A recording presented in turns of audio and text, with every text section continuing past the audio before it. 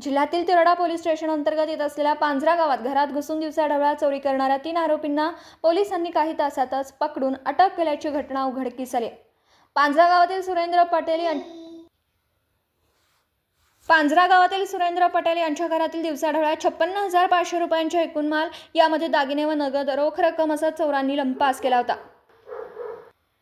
तिरोडा पोलिसांनी अवघ्या काही तासातच 3 आरोपींना पकडून अटक केली आहे। यामध्ये 3 आरोपींकडून दागिनेसह एक दुचाकी सुद्धा जप्त करण्यात आली। आरोपींनी गुन्ह्याची कबुली दिली असून सविस्तर कार्यवाही तिरोडा पोलीस स्टेशनचे ठाणेदार अमित वानखेडे यांच्या मार्गदर्शनाखाली तिरोडा पोलिसांच्या टीमने केली आहे। गोंदियाहून प्रतिनिधी अमरदीप बडगे। दिवसभरातील घडामोडींचा आढावा घेण्यासाठी पाहत रहा N24 मराठी न्यूज चॅनल।